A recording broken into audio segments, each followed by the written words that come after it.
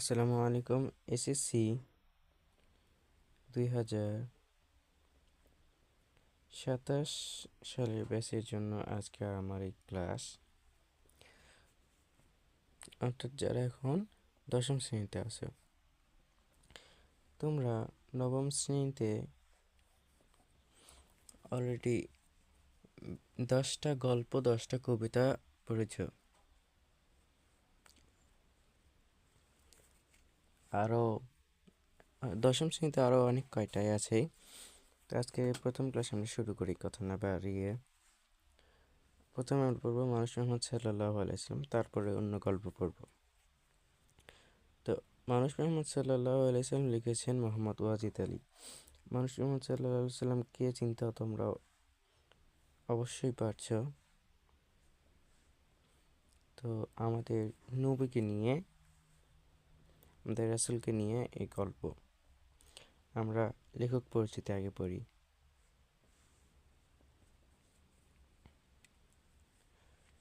লেখক পরিচিতি: মোহাম্মদ ওয়াজিদ আলী 1896 সালে 29শে ভাদ্র 1303 সাল। তো এটাও সাল, এটাও সাল, দুই সাল কিন্তু এক না। তাহলে এটা কি আর ওইটা কি? অলরেডি তোমরা বুঝে গেছো, এটা হচ্ছে খ্রিস্টাব্দ। এই 1896 এটা হচ্ছে খ্রিস্টাব্দ। আর এই যে এটা ভাদ্র, এখানে ভাদ্র আছে, তার মানে এটা বাংলা সন, এটা সন, আর এটা খ্রিস্টাব্দ।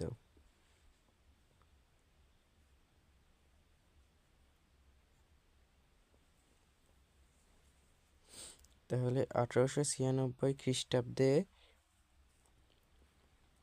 আর যদি বাংলা বলে তাহলে হচ্ছে 1303 সনের 29শে ভাদ্র।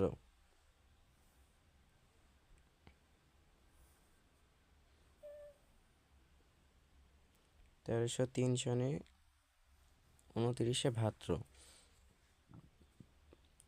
সাতক্ষীরা জেলার বাসদহ গ্রামে জন্মগ্রহণ করেন। তো এই এক লাইনটা অবশ্যই পড়বে। কলকাতা বঙ্গবাসী কলেজে বিএ ক্লাসের ছাত্র থাকাকালীন অবস্থায় অসহযোগ আন্দোলনে যোগদান করেন এবং সেখানেই লেখাপড়ার সমাপ্তি ঘটান। তার লেখাপড়ার সমাপ্তি ঘটে কখন? এই বঙ্গবাসী কলেজে বিএ ক্লাসে ছাত্র থাকাকালে। এরপর তিনি সাংবাদিকতা পেশা হিসেবে গ্রহণ করেন। তিনি কোনটিকে পেশা হিসেবে গ্রহণ করেন? সাংবাদিকতা। তিনি মাসিক মোহাম্মদী, দৈনিক মোহাম্মদী, দৈনিক সেবক, সাপ্তাহিক সওগাত, ইংরেজি, দি মুসলমান ইত্যাদি পত্রিকায় কর্মরত ছিলেন। সবই প্রায় ইসলামিক। এই তিনটাই ইসলামিক। এই তিনটাই ইসলামিক। মাসিক মোহাম্মদী মোহাম্মদ সাল্লাল্লাহু আলাইহি সাল্লাম, এখানেও দৈনিক মোহাম্মদ, এখানে মুসলমান,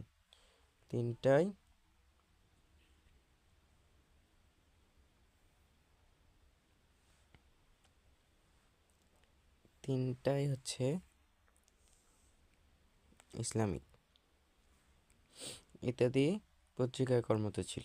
তার উল্লেখযোগ্য গ্রন্থ মহামানুষ মহসিন, মরুভাস্কর, সৈয়দ আহমদ, স্বর্ণানন্দিনী, ছোটদের হজরত মোহাম্মদ ইত্যাদি। তার গ্রন্থ কয়েকটা পড়বে: মহামানুষ মহসিন, মরুভাস্কর। এই মরুভাস্কর প্রশ্ন আসে, মরুভাস্কর কার লেখা? মোহাম্মদ ওয়াজিদ আলী। সৈয়দ আহমদ, স্বর্ণানন্দিনী, কোনো একটা পড়েছিলাম দুর্গেশ নন্দিনী, মনে আছে? সেটা কে? দুর্গেশ নন্দিনী,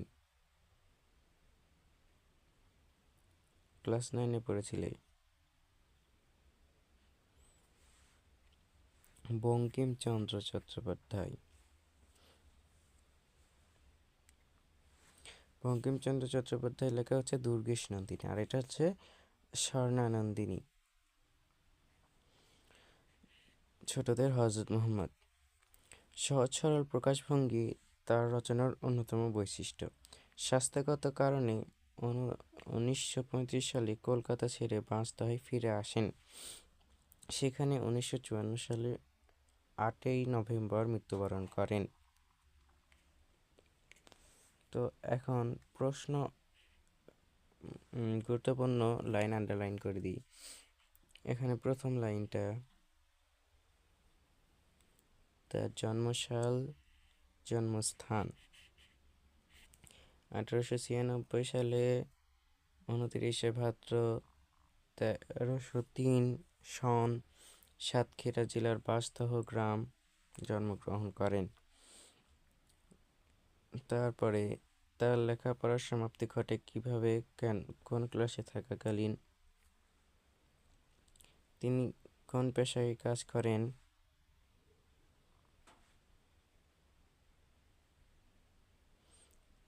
আর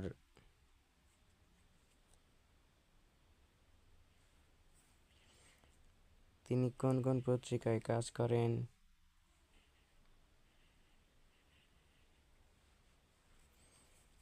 তারপরে তার উল্লেখযোগ্য গ্রন্থের নাম, আর শেষের লাইন তার মৃত্যু। এটাই লেখক পরিচিতি। তারপরে আমরা পড়ব শব্দের অর্থ টিকা। তারপরে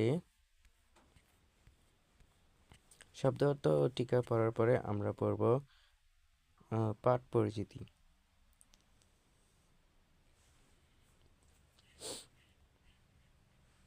শব্দ অর্থ টিকা দেখো, বীরবাহু মানে শক্তিধারী, বীরবাহু মানে শক্তিধারী। স্থধি মানে স্থির বুদ্ধি সম্পন্ন, স্থির বুদ্ধি সম্পন্ন স্থধি। ধী মানে বুদ্ধি, এই যে ধী, ধী মানে বুদ্ধি। রসুল সাল্লাল্লাহু আলাইহি ওয়াসাল্লাম মানে আল্লাহর প্রেরিত পুরুষ। এটা তোমরা ইসলামেও জানো, ইসলাম শিক্ষাতেও আছে নবী ও রাসূল। নবী কাকে বলেন? যাদের উপর ওহী নাজিল হয়নি, পূর্ববর্তী রাসূলদের কিতাব দেখে কিতাব অনুসরণ করেছে, যারা কিতাব অনুসরণ করে মানুষকে আল্লাহর পথে ডেকেছে তারা, কিন্তু তারাও আল্লাহর প্রেরিত পুরুষ। রাসূল কারা? যাদের ওপর কিতাব নাজিল হয়েছে। পরহিত ব্রতী, পরহিত ব্রতী মানে পরের উপকারে নিয়োজিত। পরের এখানে অন্যের, অপরের।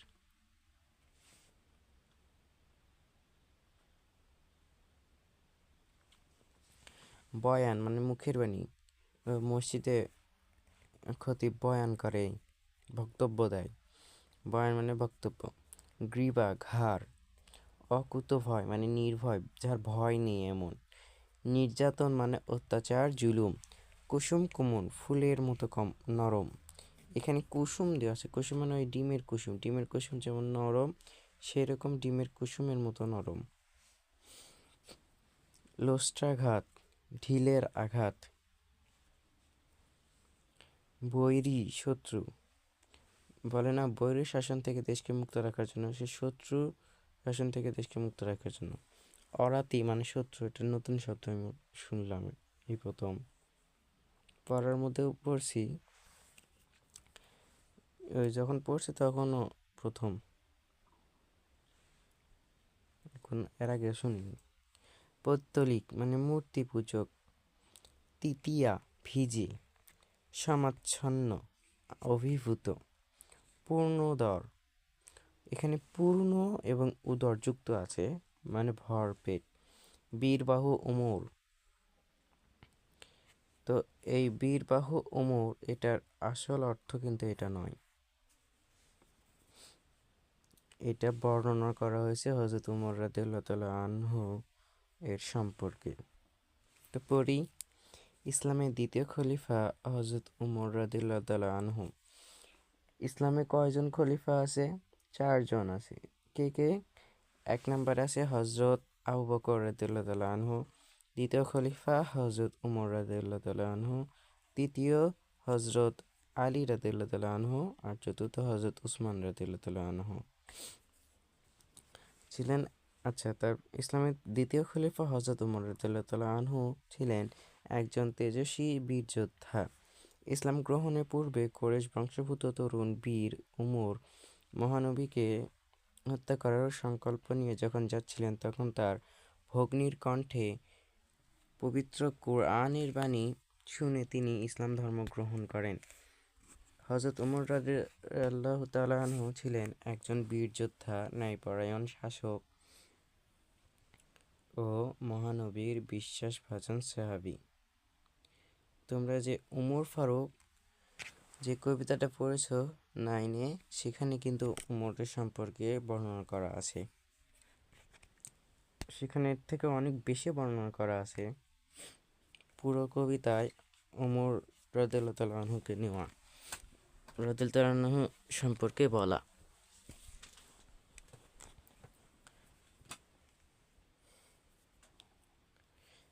তাই ইসলাম ধর্ম গ্রহণের কাহিনী বলি।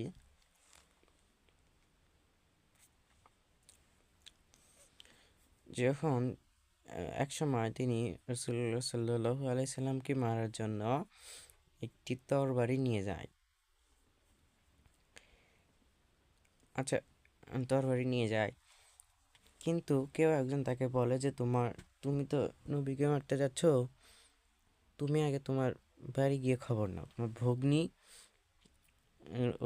ভগ্নির যে পাশে খবর নাও, সে তো ইসলাম ধর্ম গ্রহণ করছে। সেখানে যে দেখে যে ভগ্নি পবিত্র কোরআন তিলাওয়াত করছে, সেই কোরআন তিলাওয়াত শুনে তার হৃদয় গলে যায়। পরে তিনি ইসলাম ধর্ম গ্রহণ করেন। এই গল্পেও আছে। তারপরে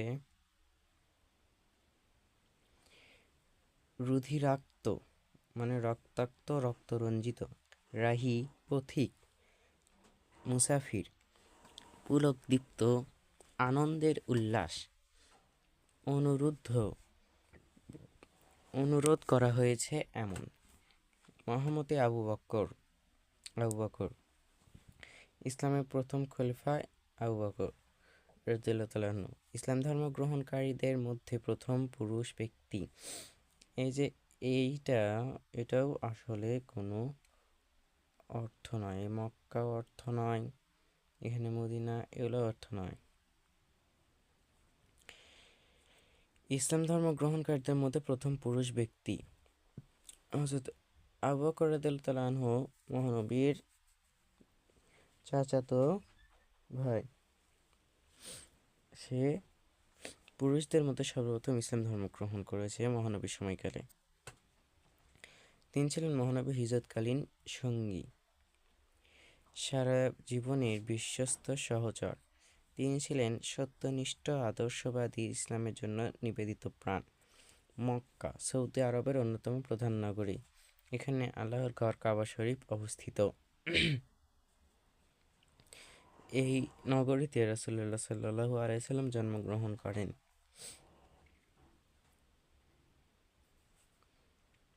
তারপর মদিনা।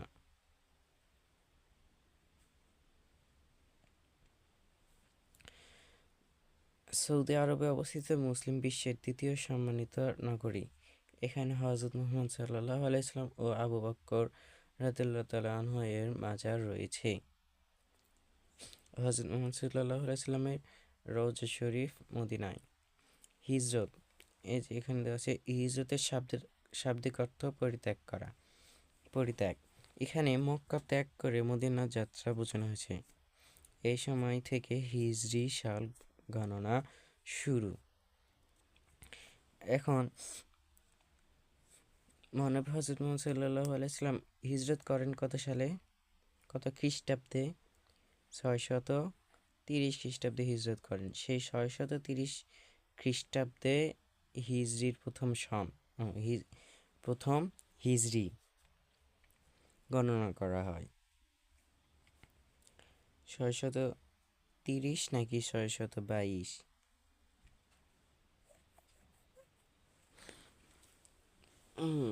তো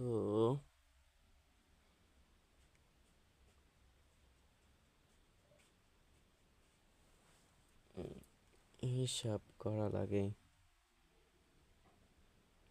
আচ্ছা,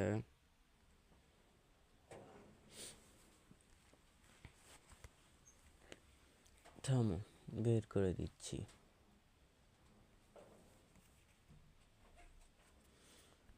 উম, 622 বেশিরভাগ। 30-এ বিদায় হজ। ইসলাম বইয়ে আছে, না হলে যদি ক্যালেন্ডার থাকে সেই ক্যালেন্ডারে দেখো হিজরি সাল দেওয়া আছে, সেখান থেকে এখন যেই সাল সেটা বাদ দাও, তাহলে বের হয়ে আসবে।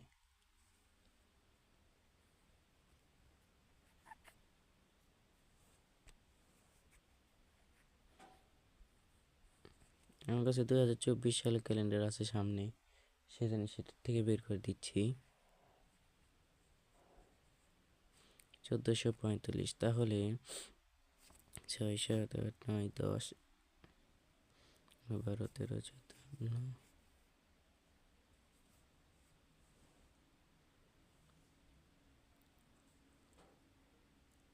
7, 8, 9, 10, 11, 12, 13, 14। আচ্ছা, বের করে নিও তোমরা।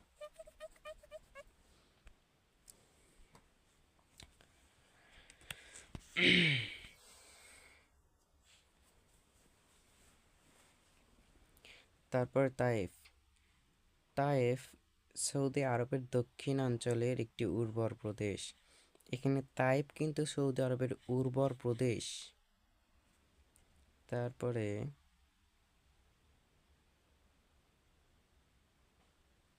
বদর, উহুদ, আহজাব, খয়বর। এখানে ইসলামের 4টি যুদ্ধের নাম দেওয়া আছে। হজরত, এখানে হজরতের বলতে হজরত মুহাম্মদ সাল্লাল্লাহু আলাইহি সাল্লামের জীবনকালে বিভিন্ন ধর্মাবলম্বীদের বিরুদ্ধে সব স্থানে মুসলমানদের যুদ্ধ হয়েছিল।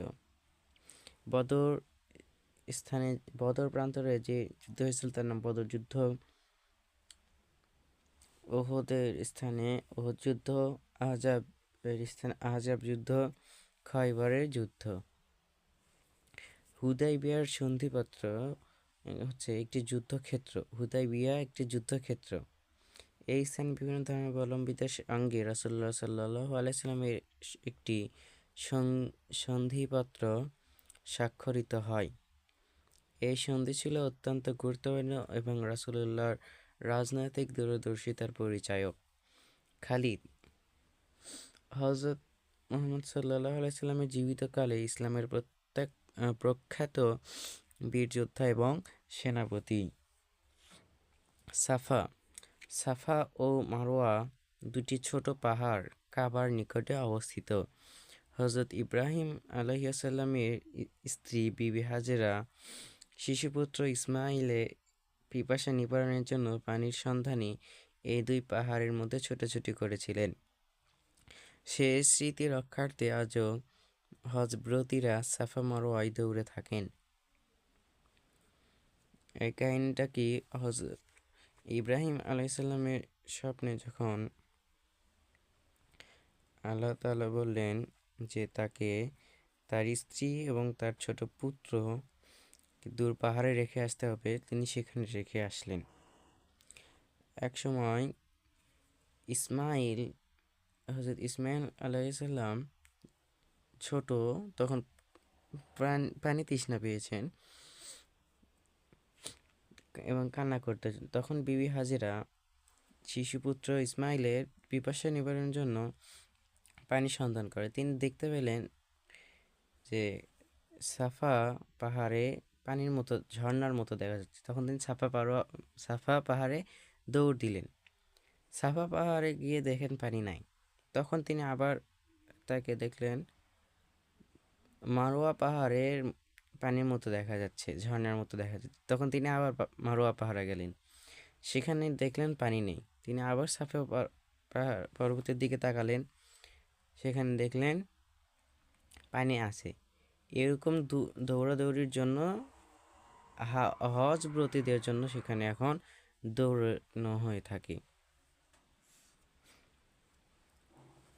আর ইসমাইল আলাইসাল্লাম যখন পানি তৃষ্ণায় কাতর, তখন তিনি কান্না করতে করতে এক পর্যায়ে পা দিয়ে মাটির এক জায়গায় মানে গর্তর মতো করলেন। তখন আল্লাহর নির্দেশে হজরত জিব্রাইল আলাইসাল্লাম তার পায়ের ওই স্থানে পানির ফোয়ারা তৈরি করেন। সেটাই হচ্ছে হাজরে না, সেটাই এখন যেই ওই পানি কি নাম ভুলে এলাম, জমজম কূপ, সেই কূপের নামই জমজম কূপ। এটাই হচ্ছে কাহিনী। তারপর আয়েশা রাদিয়াল্লাহু তাআলা আনহা হযরত আবু বকরের কন্যা রাসূলুল্লাহ সাল্লাল্লাহু আলাইহি সাল্লামের অন্যতম সহধর্মিণী বিদুষী রমণী ছিলেন। হযরতের ইন্তেকালের পর তিনি বহু হাদিস উদ্ধৃত করেন। আয়েশা রাদিয়াল্লাহু তাআলা আনহু ছিলেন বয়সে ছোট, মানে রাসূলুল্লাহ সাল্লাল্লাহু আলাইহি সাল্লাম আয়েশা রাদিয়াল্লাহু তাআলা আনহাকে অল্প বয়সে বিবাহ করেন। আয়েশা রাদিয়াল্লাহু তাআলা আনহার বয়স তখন হয়তো কত ছিল, বেশিরভাগ নয়, আমি সঠিক জানি না। তো এখন আমরা পাঠ পরিচিতি ও তার আগে শব্দের অর্থ থেকে কয়েকটা কি আর বলবো, শব্দের অর্থ প্রায় ইম্পর্টেন্ট।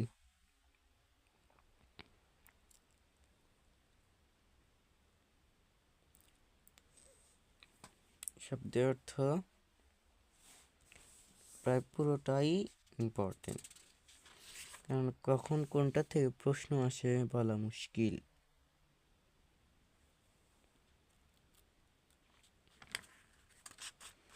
তোমরা এই পুরো শব্দের অর্থটাই পড়বে, আমি বিশেষ করে কোনো কিছু দেখে দিলাম না।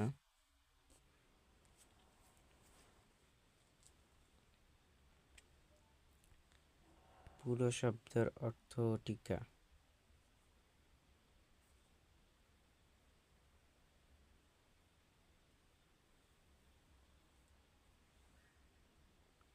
পুরোটাই।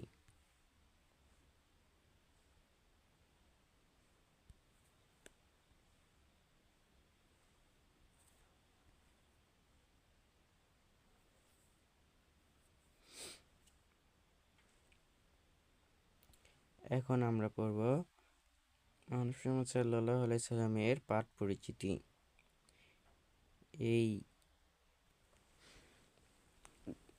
এই গদ্যে কি মূলত বর্ণনা করা হয়েছে? পাঠ পরিচিতি। মানুষ মুহাম্মদ সাল্লাল্লাহু আলাইহি ওয়াসাল্লাম প্রবন্ধটি মুহাম্মদ ওয়াজিদ আলী রচিত মৌরু ভাস্কর গ্রন্থ থেকে নেওয়া হয়েছে। কোথা থেকে নেওয়া হয়েছে? মৌরু ভাস্কর থেকে নেওয়া হয়েছে। হযরত মুহাম্মদ সাল্লাল্লাহু আলাইহি সাল্লামের মানবিক গুণাবলী এর প্রবন্ধে বিশ্লেষণ করা হয়েছে। হযরত মুহাম্মদ সাল্লাল্লাহু আলাইহি সাল্লাম ছিলেন মানুষের নবী। তিনি মানুষের পক্ষে যা আচরণীয় তিনি তারই আদর্শ প্রতিষ্ঠা করে গেছেন। বিপুল ঐশ্বর্য, ক্ষমতা ও মানুষের অগাধ ভালোবাসা শ্রদ্ধার মধ্য থেকে একজন সাধারণ মানুষের মতো জীবনযাপন করে গেছেন। ক্ষমতা ও মহত্ব, প্রেম ও দয়া তার অজস্র চারিত্রিক গুণের মধ্যে প্রধান। তার সমগ্র জীবন মানব জাতির কল্যাণের জন্য নিয়োজিত ছিল। মানুষের শ্রেষ্ঠ আদর্শ হিসেবে তিনি তার জীবনে রূপায়িত করে তুলেছেন। তার সাধনা, ত্যাগ, কল্যাণ চিন্তা ছিল বিশ্বের সমগ্র মানুষের জন্য অনুসরণীয়। হযরত মুহাম্মদ সাল্লাল্লাহু আলাইহি সাল্লামের মৃত্যুর পর তার অনুসারীগণের মধ্যে যে বেদনা ও হতাশা দেখা দিয়েছিল তা প্রশমন করার জন্য হযরত আবু বকর রাদিয়াল্লাহু তাআলা আনহু মহানবী সাল্লাল্লাহু আলাইহি সাল্লামের জীবনের বৈশিষ্ট্য তুলে ধরে প্রচণ্ড শোককে শান্ত করেন। হযরত মুহাম্মদ সাল্লাল্লাহু আলাইহি সাল্লামের মানবিক গুণাবলী উপস্থাপনের মাধ্যমে প্রবন্ধ আমাদের নৈতিক, সৎ ও মানবিক হবার শিক্ষা দেয়। তো পাঠ পরিচিতি এতটুকু, এখানে বুঝে দেওয়ার মতো কোনো কিছু আছে বলে আমার মনে হয় না, কারণ কোনো কিছু না জানলেও হজরত মুহাম্মদ সাল্লাল্লাহু আলাইহি সাল্লামের জীবনী, তার আদর্শ সবারই প্রায় জানা। তো এই লাইনটা হচ্ছে প্রশ্নের, আর এটা হজরত মুহাম্মদ সাল্লাল্লাহু আলাইহি সাল্লামের কি এই গল্পে বিশ্লেষণ করা হয়েছে,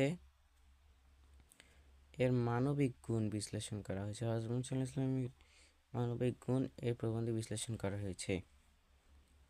আর তো কিছু নয়, প্রায় পাঠ পরিচিতি এগুলো ভালো করে পড়া উচিত।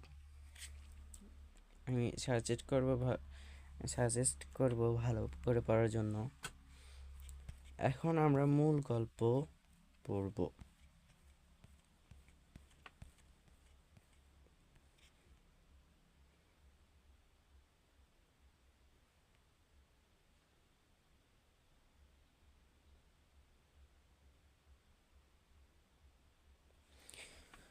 মূল গল্প, আমাদের গল্পের নামটি কি? মানুষ মোহাম্মদ সাল্লাল্লাহু আলাইহি সাল্লামকে লিখেছেন মোহাম্মদ ওয়াজেদ আলী। হযরতের মৃত্যুর কথা প্রচারিত হইলে মদিনা যেন আধার ঘনাইয়া আসিল। কাহারও মুখে আর কথা সরে না, কেহ বা পাগলের মতো কাণ্ড শুরু করে। রাসূলুল্লাহর পীড়ার খবর বলতে মৃত্যুর খবর শুনিবার জন্য বহু লোক জমায়েত হয়েছে। কে একজন বলিল, তাহার মৃত্যু হইয়াছে। বীরবাহু উমর উলঙ্গ তরবারি, এখানে উলঙ্গ তরবারি বলতে তরবারি একটা খাপের ভিতর থাকে, মানে একটা ফ্রেমের ভিতর থাকে, যেটা তাকে অন্য কিছু কাটতে বাধা দেয়, সেখান থেকে বের করতে হয়, বের করে তারপরে কোনো কিছু কাটলে সেটা কাটে। সেই যে ছাঁচ, সেই যে খাপ, সেই যে বডিটা আছে, সেটাকে বলা হচ্ছে জামা। আর সেটা থেকে বের করে যে তরবারি, ওটা হচ্ছে উলঙ্গ তরবারি, সেটা বলা হচ্ছে বীরবাহু। এখানে যে বাহু উপরে তুলে এরকম, বীরবাহু উমর উলঙ্গ তরবারি হাতে লইয়া লাফাইয়া উঠিলেন। যে বলিবে হযরত মরিছেন, তাহার মাথা যাইবে। মানে তিনি তো এক সময় রাসূলুল্লাহ সাল্লাল্লাহু আলাইহি সাল্লামকে মারার জন্য এসেছিলেন, কিন্তু সেখানে ইসলাম ধর্ম গ্রহণ করেন। তারপরে নবীকে তিনি এত ভালোবেসেছেন যে কেউ যখন বলেছে যে হযরত মৃত্যু হয়ে গেছে, মৃত্যু তো হয়েই গেছে সবাই জানেই, কিন্তু তিনি সেটা বিশ্বাস করতে পারেননি মানসিকভাবে। তো তখন তিনি বলেছেন, যে বলিবে হযরত মরিছেন, তাহার মাথা যাইবে। এটাতে তার যে রাসূলুল্লাহ সাল্লামের প্রতি তার ভালোবাসা, এটা প্রকাশ পায়।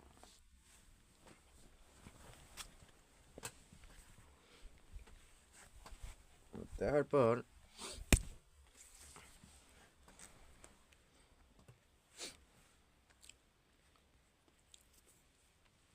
মুহাম্মদ আবু বকর শেষ পর্যন্ত হযরতের মৃত্যুশয্যার পাশে ছিলেন। হযরত মুহাম্মদ সাল্লাল্লাহু আলাইহি সাল্লামের মৃত্যুশয্যার পাশে কে ছিলেন? হযরত আবু বকর। তিনি গম্ভীরভাবে জনতার মধ্যে দাঁড়াইলেন, বলিলেন, যাহারা হযরতের পূজা করিত, তাহারা জানুক তিনি মারা গিয়াছেন। আর যাহারা আল্লাহর উপাসক, তাহাদের জানা উচিত আল্লাহ অমর, অবিনশ্বর। আল্লাহর সুস্পষ্ট বাণী, মুহাম্মদ একজন রাসূল বই আর কিছু নন। তাহার পূর্বে আরও অনেক রাসূল মারা গিয়েছেন। রাসূল সাল্লাল্লাহু আলাইহি ওয়াসাল্লামও মরিতে পারেন, নিহত হইতে পারেন। তাই বলিয়া যে তিনি যে সত্যই আমাদের দিয়া গেলেন, তাহাকে কি তোমরা মাথা পাতিয়া গ্রহণ করিবে না? এই বিশ্বভুবনে ওই দূর অন্তরিক্ষে যাহা কিছু দেখিতে পাও, সবই আল্লাহর সৃষ্টি, তাহারই দিকে সকলের মহাযাত্রা। এখন তোমাদেরকে এটা একটু বুঝিয়ে দিই। হযরত আবু বকর রাদিয়াল্লাহু আনহু মুহাম্মদ সাল্লাল্লাহু আলাইহি সাল্লাম মৃত্যুশয্যা থেকে গম্ভীরভাবে জনতার মধ্যে উঠে তিনি বললেন, যারা হযরতের পূজা করিত, মানে যারা নবীকে কি বলতো, অনেক ভালোবাসত, গ্রহণ করত, তারা যেন তিনি মারা গেছেন। আর যারা আল্লাহর উপাসক মানে যারা আল্লাহকে বিশ্বাস করে তাদের জানা উচিত আল্লাহ অমর অবিনশ্বর। আল্লাহ তো অমর অবিনশ্বর, তারা জানে। যারা আল্লাহর উপাসক তারা তো জানে আল্লাহর সুস্পষ্ট বাণী মোহাম্মদ সাল্লাল্লাহু আলাইহি সাল্লাম একজন রাসূল বই আর কিছু নন। আল্লাহ তাআলা কোরআনে বলছেন মোহাম্মদ সাল্লাল্লাহু আলাইহি সাল্লাম একজন রাসূল।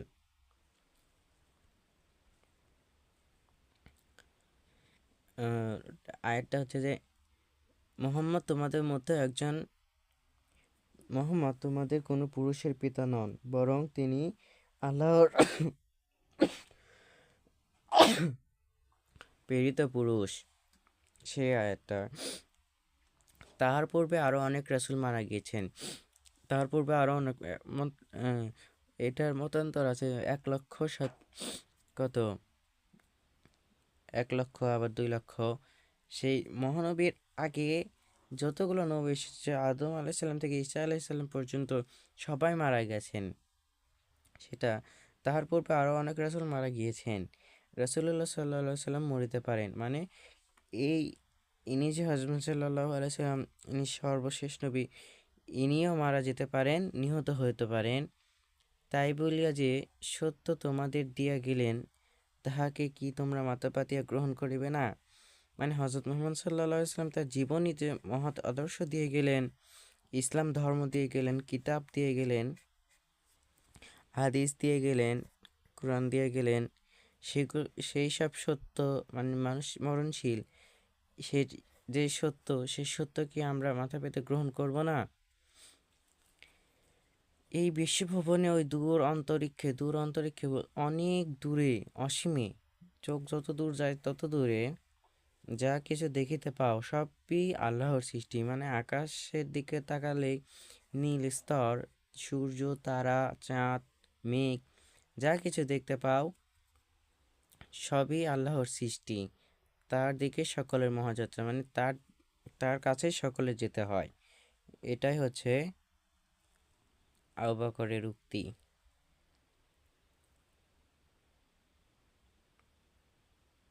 তারপর হযরত আবু বকরের গম্ভীর উক্তিতে সকলের চৈতন্য হলো, মানে তিনি এমনভাবে বক্তব্য দিলেন যে সবাই বুঝতে পারলো যে এটা বাস্তব এবং এটা কোনো কোনো বিশেষই, তবে এভাবে থেমে থাকার কোনো কথা নেই।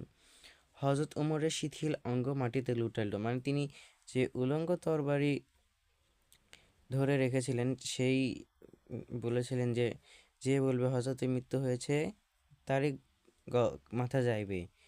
সেই শিথিল দেহ মানে সেই শিথিল অঙ্গ এই গম্ভীর উক্তি শুনে মাটিতে লুটে পড়ল। তার স্মরণ হইল হযরতের বাণী।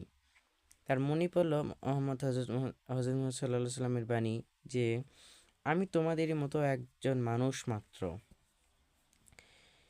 তাহার মনে পড়িল কুরআনের আয়াত, মুহাম্মদ মৃত্যু তোমারও ভাগ্য, তাহাদেরও ভাগ্য। তাহার অন্তরে ধ্বনিয়া উঠিল মুসলিমের গভীর প্রত্যয়ের স্বীকারোক্তি, অমর সাক্ষ্য মুহাম্মদ সাল্লাল্লাহু আলাইহি সাল্লাম আল্লাহর দাস ও রাসূল।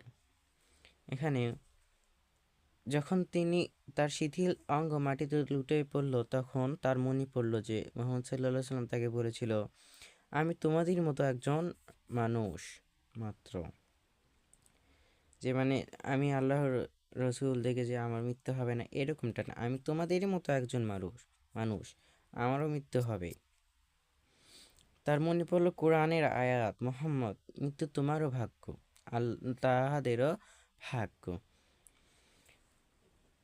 এটা আরেকটা কোরআনের আয়াত, সেখানে আল্লাহ তাআলা বলেছেন মুহাম্মদ মৃত্যু তোমারও ভাগ্য, তাহাদের ভাগ্য। এখানে মৃত্যু তোমারও ভাগ্য মানে মৃত্যু মুহাম্মদ সাল্লাল্লাহু আলাইহি সাল্লামের ভাগ্য, আবার তাহাদের বলতে এই পৃথিবীতে যত মানুষ আছে তাহাদেরও ভাগ্য। তাহার অন্তরে ধ্বনিয়া উঠিল মুসলিমের গভীর প্রত্যয়ের স্বীকারোক্তি। মুসলিমের গভীর প্রত্যয়ের স্বীকারোক্তি বলতে বোঝাচ্ছে, স্বীকারোক্তির অমর সাক্ষ্য বলতে বোঝানো হচ্ছে যে আমাদের কালিমা তাইয়্যিবার যে দ্বিতীয় অংশটা আছে মুহাম্মদুর রাসূলুল্লাহ, মুহাম্মদ সাল্লাল্লাহু আলাইহি সাল্লাম আল্লাহর প্রেরিত পুরুষ, তার এটাই যে মুহাম্মদ সাল্লাল্লাহু আলাইহি সাল্লাম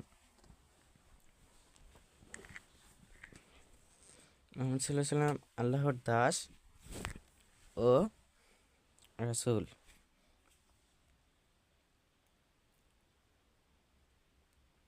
তারপর শোকের প্রথম প্রচণ্ড আঘাতে আত্মবিস্মৃতিপূর্ণ সম্ভাবনার মধ্যে দাঁড়াইয়া স্থির হযরত আবু বকর রাদিয়াল্লাহু তাআলা আনহু রাসূলের প্রতি শ্রদ্ধা নিবেদনে সীমারেখা সৃষ্টি করিয়া তুলিলেন। শোকের প্রথম প্রচণ্ড আঘাতে আত্মবিস্মৃতি, শোকের প্রথম প্রচণ্ড মানে মারা গেছে, মারা যাওয়ার পরে হঠাৎ সবার উপরে খুবই একটা আঘাত, মনের আঘাত, সে আঘাতে আত্মবিস্মৃতি। আত্মবিস্মৃতি বলতে বোঝানো হচ্ছে নিজের যে অবস্থা সেটা বিস্মৃতি, সেটা মনে নেই।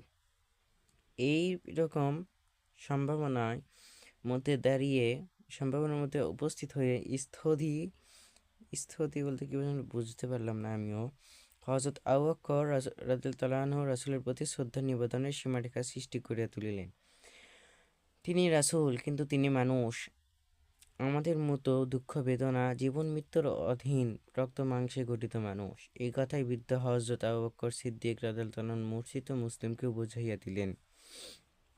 তিনি এখন সবাইকে সান্ত্বনা দিচ্ছেন যে তিনিও মানুষ, কিন্তু তিনি মানুষ আমাদেরই মতো, দুঃখ বেদনা, জীবন মৃত্যু অধীন, রক্ত মাংসে গঠিত মানুষ। তিনি মানুষের মন আকর্ষণ করিয়াছিলেন মুখ্যত তাহার মানবীয় গুণাবলী দ্বারা। এখানে তিনি বলতে হযরত মুহাম্মদ সাল্লাল্লাহু আলাইহি সাল্লামকে বোঝানো হচ্ছে।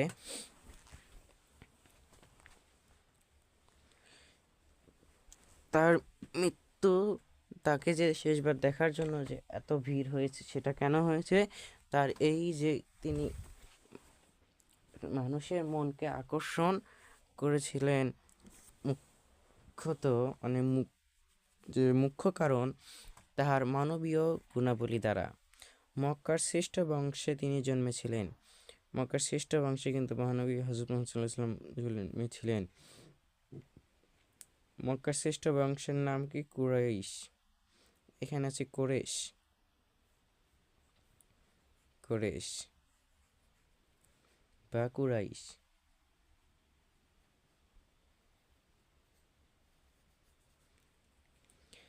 কিন্তু বংশগৌরব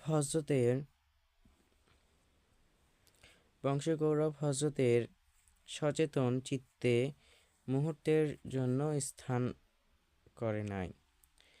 মানে তিনি যে আরবের সর্বশ্রেষ্ঠ বংশে জন্মেছিলেন, কিন্তু সেই বংশগৌরব তার সচেতন চিত্তে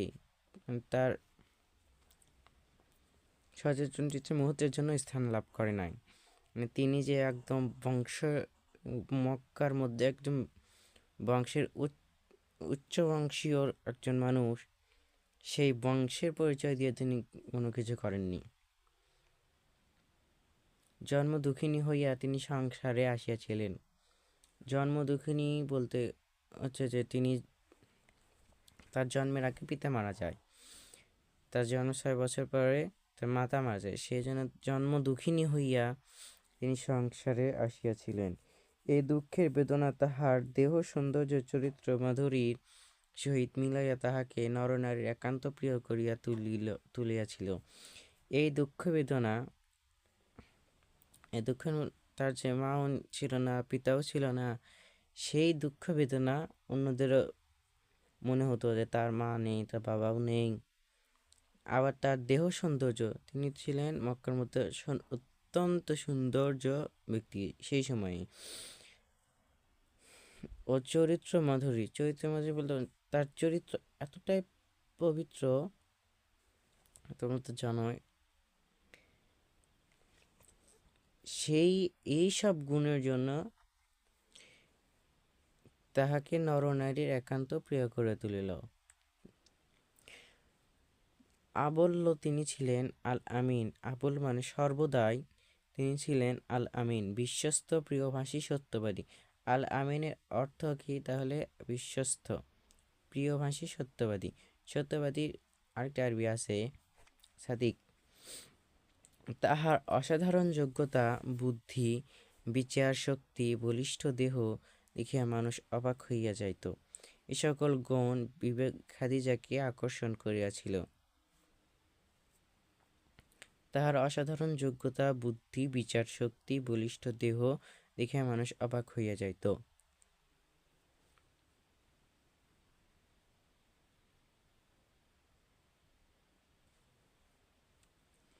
বস্তুত হজরত মুহাম্মদ সাল্লাল্লাহু আলাইহি সাল্লামের উপর রূপলাবণ্য ছিল অপূর্ব। রূপলাবণ্য মানে সৌন্দর্য, তার যে সৌন্দর্য সেটা ছিল অপূর্ব, অসাধারণ। মক্কা হইতে মদিনা হিজরতের পথে এক পরহিতব্রতী, পরহিতব্রতী মানে কি শব্দ অর্থ পড়েছিলাম,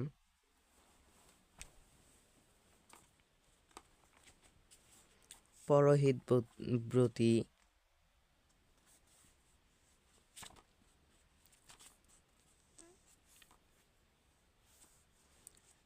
আচ্ছা, তারপরে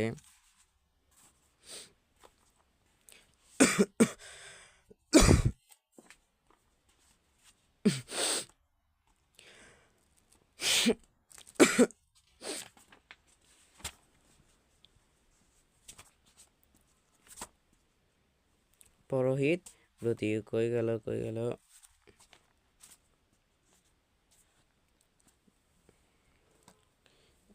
কোথায় ছিল? মক্কা হইতে মদিনা হিজরতের পথে এক পরহিতব্রতী দম্পতির কুটিরে তিনি আশ্রয় নেন। পরহিতব্রতী মানে অন্যের উপকারে নিয়োজিত। হ্যাঁ, পরহিতব্রতী মানে অন্যের উপকারে নিয়োজিত এক দম্পতি বলতে স্বামী স্ত্রীর কুটিরে আশ্রয় নেন।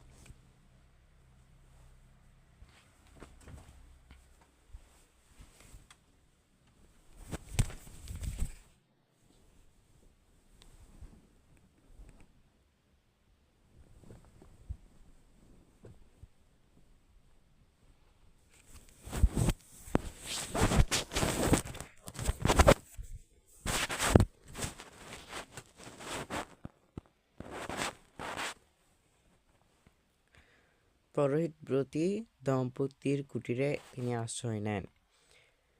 রাহী পথিকদের সেবা করাই ছিল তাহাদের ব্রত। ব্রত বলতে তাদের ইচ্ছা। রাহী কি? রাহী হচ্ছে ওই পথিক বা মুসাফির। হজরত মুহাম্মদ সাল্লাল্লাহু আলাইহি সাল্লাম যখন আসিলেন, কুটির স্বামী বলতে সেই যেই কুটিরের যেই দম্পতির মধ্যে যে স্বামী, সেই কুটির স্বামী আবু মাবদ। তাহলে এই কুটির স্বামীর নাম কি? আবু মাবদ। মেষপাল চড়াইতে গিয়েছিল। কি চড়াইতে গিয়েছিল? মেষপাল চড়াইতে গিয়েছিল। তাহার পত্নী বলতে তাহার স্ত্রী উম্মে মাবদ, তার স্ত্রীর নাম কি? উম্মে মাবদ সাগি দুধ হচ্ছে যে মেয়ে ছাগলের দুধ দিয়ে হজরত মুহাম্মদ সাল্লাল্লাহু আলাইহি ওয়াসাল্লামের তৃষ্ণা দূর করলেন। এখন প্রশ্ন হচ্ছে, উম্মে মাবদ কি দিয়ে হজরত মুহাম্মদ সাল্লাল্লাহু আলাইহি ওয়াসাল্লামের তৃষ্ণা দূর করেছিলেন? সাগি দুধ মানে ছাগলের দুধ দিয়ে তৃষ্ণা দূর করেছিলেন। আর কুটির স্বামীর নাম কি? আবু মাবদ। কি চড়াইতে গিয়েছিল? মেষপাল চড়াতে গিয়েছিল। গৃহপতি হচ্ছে আবু মাবদ ফিরিলে এই নারী স্বামীর কাছে নব অতিথির রূপ বর্ণনা করেন। সুদর্শন পুরুষ, বাংলাদেশে সুদর্শন পুরুষের খোঁজ পাওয়া গেছে, জানো তো? নামটা কি আমি শুনতে পারিনি, বুঝতে পারিনি। তাহার শীর্ষে সুদর্শিত। এখন দেখো, এই উম্মে মাবদ, আবু মাবদের কাছে এই যে নতুন অতিথির যে বর্ণনা করতেছে, নতুন অতিথিকে হজরত মুহাম্মদ সাল্লাল্লাহু আলাইহি সাল্লাম। এখন দেখো, তাহার শীর্ষে সুদীর্ঘিত কুঞ্চিত কেশপাল। কেশপাল হচ্ছে চুল। তাহার শীর্ষে মানে মাথায় সুদীর্ঘ মানে বড় কুঞ্চিত কেশপাল, বাঁকা, কুঞ্চিত মানে বাঁকানো, কেশপাল মানে চুলের গুচ্ছ। এখানে সুদীর্ঘ বলতে যে অনেক লম্বা বা অনেক বড় এরকম না, এটাকে এই মানে হচ্ছে ভালো। বয়ানে অপূর্ব কান্তশ্রী। বয়ান মানে হচ্ছে কথা, মুখের কথায় অপূর্ব কান্তশ্রী। কান্তশ্রী হচ্ছে যে একটা আর্ট মানে শিল্প বা মাধুর্য, সেই রকম। তাহার আয়ত কৃষ্ণ দুটি নয়ন। তাহার নয়ন দুটি কেমন? আয়ত কৃষ্ণ মানে আয়তাকারের মতো। কৃষ্ণ মানে কালো, কালো আয়তাকার, আয়তাকারের মতো। চোখ কিন্তু আয়তাকার হয় না। কাজল রেখার মতো যুক্ত ভ্রুযুগল। কাজল রেখার মতো যুক্ত ভ্রুযুগল বলতে এখানে ভ্রু দুটি যুক্ত মানে জোড়া ভ্রু। কাজল রেখার মতো, কালো রেখার মতো যুক্ত ভ্রু। তাহার সুউচ্চ গ্রীবা। গ্রীবা মানে ঘাড়। সুউচ্চ, এখানে কিন্তু এই সুউচ্চ মানে অনেক উঁচু এরকমটা না, সু মানে ভালো উঁচু এরকম। দেখার মতো এখানে দেখার মতো দীর্ঘ, এখানে দেখার মতো উচ্চ। কালো কালো দুটি চোখের ঢলো ঢলো চাহনি মন প্রাণ কাড়িয়া নেয়। কালো কালো দুটি চোখ, চোখ দুটি কেমন? কালো কালো দুটি চোখের ঢলো ঢলো চাহনি, চাহনি কেমন? ঢলো ঢলো চাহনি, মন প্রাণ কাড়িয়া নেয়। গুরু গম্ভীর তাহার নীরবতা, মানে যখন তিনি নীরব থাকে তখন তার নীরবতা একদম গম্ভীর। মধুবর্ষী তাহার মুখের ভাষণ, মানে মধুবর্ষী মানে মুখ যেন মধু যেন ঝরে যাচ্ছে এরকম তাহার মুখের ভাষণ। বিনীত নম্র তাহার প্রকৃতি। কেমন তাহার প্রকৃতি? বিনীত নম্র মানে একদমই ভালো, সুন্দর, কথা বলার যে ভদ্রতা সেরকম নম্রতা। তিনি দীর্ঘ নন, খর্ব নন, কৃশ নন, মানে দীর্ঘ নন, বেশি লম্বাও না, আবার খর্ব নন, বেশি খাটোও না, আবার কৃশ নন মানে কালোও না। এক অপূর্ব পুলক দীপ্তি তাহার চোখে মুখে। এক অপূর্ব পুলক দীপ্তি মানে এতটাই সুন্দর যে আচ্ছা, এখানে চোখে মুখে বলতে অনেকটা সুন্দর ফেস। বলিষ্ঠ পৌরুষেন ব্যঞ্জনা তাহার অঙ্গে। এই সেন্টেন্সটার অর্থ আমি বুঝতে পারতেছি না। বড় সুন্দর, বড় মনোহর, অপরূপ রূপের অধিকারী। বড় সুন্দর, বড় মনোহর, সেই অপরূপ রূপের অধিকারী। এখন দেখো, স্ত্রী স্বামীর কাছে অপর একটা পুরুষের বর্ণনা করতেছে, কিন্তু তাদের সম্পর্ক ভালো। এটাই ছিল আগেকার সম্পর্ক, আর এখনকার সম্পর্ক আর না বলাই ভালো। তারপরে এখন আমরা আবু মাবদের থেকে অন্য এক জায়গায় চলে আসি, ওদের কুটির ত্যাগ করলাম। সত্যই হযরত বড় সুদর্শন পুরুষ ছিলেন। তাহার চেহারা মানুষের চিত্ত আকর্ষণে যতটুকু সহায়ক করে তাহার সবটুকু তিনি পাইয়াছিলেন। সত্যের নিবিড় সাধনায় তাহার চরিত্র মধুময় হইয়া উঠিয়াছিল। কাছে আসিলে মানুষ তাহার আপনজন হইয়া পড়িত। অকুত ভয় মানে হচ্ছে যা ভয় নেই এমন, অকুত ভয় বিশ্বাসে তিনি অজেয় হইয়াছিলেন। শত্রুর নিষ্ঠুরতম নির্যাতন তাহার অন্তরে লৌহ কপটে আঘাত করিয়া ফিরিয়া যাইত। এখানে প্রশ্ন, শত্রুর নিষ্ঠুরতম নির্যাতন তাহার অন্তরের লৌহ কপটে আঘাত করিয়া ফিরিয়া যাইত। শত্রুর নিষ্ঠুরতম নির্যাতন বলতে বোঝানো হচ্ছে যে কুরাইশরা তাকে যে নির্যাতন করেছিল, তারপরে আরেকটা কি, ওটা হযরত মুহাম্মদ সাল্লাল্লাহু আলাইহি সাল্লামের নানুর বাসায় নানার অঞ্চলে যখন তিনি ইসলাম প্রচারে যান, সেখানে নির্যাতিত হয়। তাদের এই শত্রুর যে নির্যাতন, এই কাফেরদের যে নির্যাতন, সেই নির্যাতন তার অন্তরে বাধা দিতে পারেনি, অন্তরকে পাথরের মতো করতে পারেনি। ওই একবার তিনি যখন হযরত মুহাম্মদ সাল্লাল্লাহু আলাইহি সাল্লাম যখন তার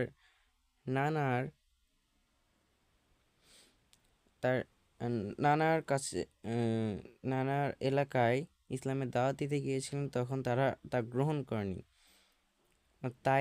তায়েফের যখন তিনি ইসলামের দাওয়াত দিতে গিয়েছিলেন, তায়েফের বাসীরা ইসলাম ধর্ম গ্রহণ করেনি, বরং তাকে আক্রমণ করেছিল, দুষ্ট ছেলেদের তার পেছনে দিয়েছিল।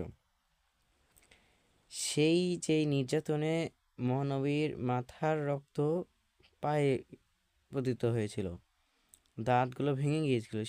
সেই সময়ে জিবরাইল আলাইহিস সালাম এসে বলেছিল, আপনি শুধু বলেন, তাদেরকে ধ্বংস করে দিই। কিন্তু তিনি তা করেন কেন?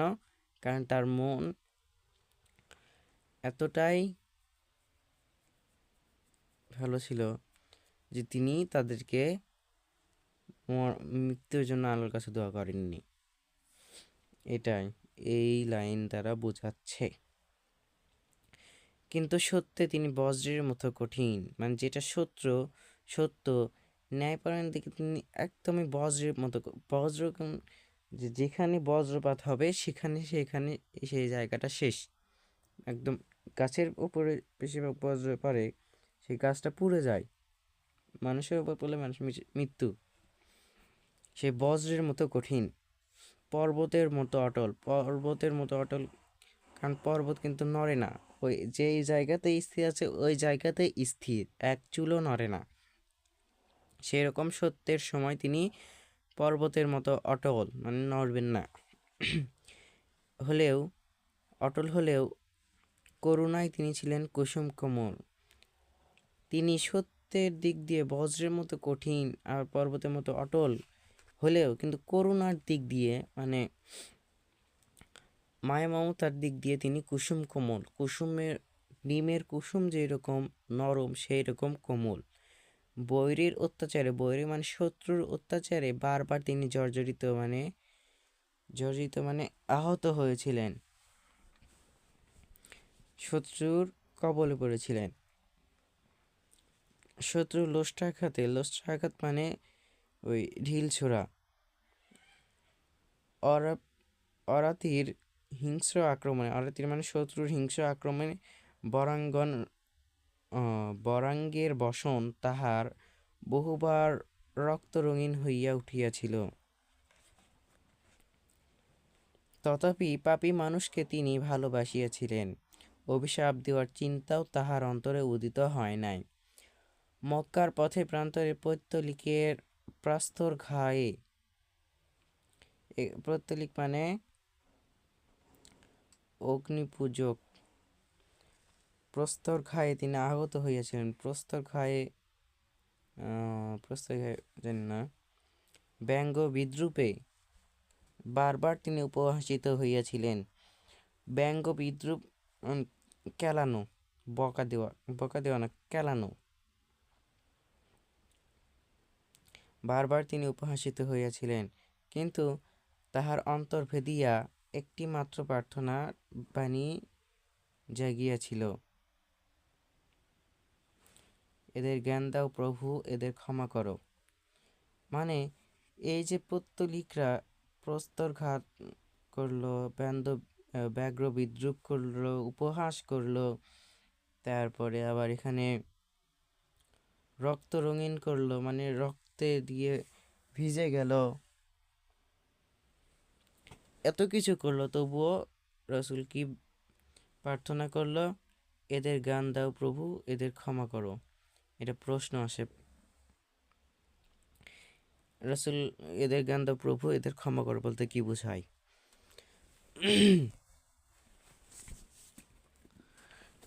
তারপর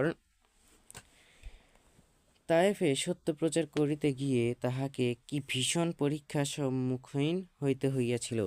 মানে যে কথা আগে বললাম, হযরত মুহাম্মদ সাল্লাল্লাহু আলাইহি সাল্লামের মায়ের জন্মস্থান তায়েফ।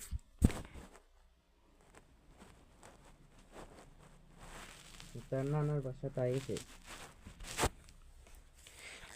তিনি সেখানে ইসলামের দাওয়াত দিতে গিয়েছিলেন।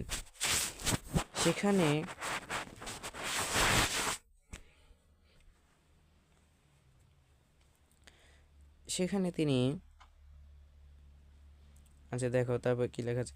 তাইফে সত্য প্রচার করিতে গিয়ে তাহাকে কি ভীষণ পরীক্ষার সম্মুখীন হইতে হয়েছিল। আমরা দেখিয়াছি পথ চলিতে শত্রুর প্রস্তরঘাতে মানেটা কি? মানে হাতে ঢিল ছোড়ায়।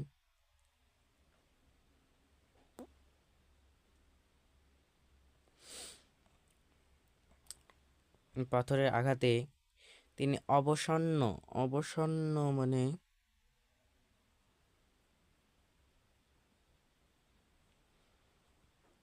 শব্দের অর্থ পড়েছি আমি, শব্দের অর্থ মনে নাই।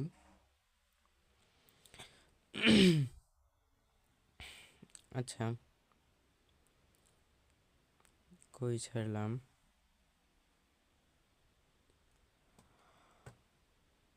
অবসন্ন হইয়া পড়িতেছিলেন, তখন তাহারাই আবার তাহাকে তুলিয়া দিতেছিল। তিনি পুনর্বার চলা শুরু করিলে দ্বিগুণ তেজে পাথর বৃষ্টি করিতেছিল। মানে এখানে বোঝাচ্ছে যে শত্রুরা যখন তাকে পাথর আঘাত করলো, তখন তখন অবশ হয়ে যখন পড়ে যাচ্ছিলেন, তখন সেই শত্রুরাই আবার তাকে তুলে দিতে আবার যে আগের বারে যে এরকম পাথর ছুঁড়েছে তার থেকে দ্বিগুণ তেজে পাথর বৃষ্টি করত।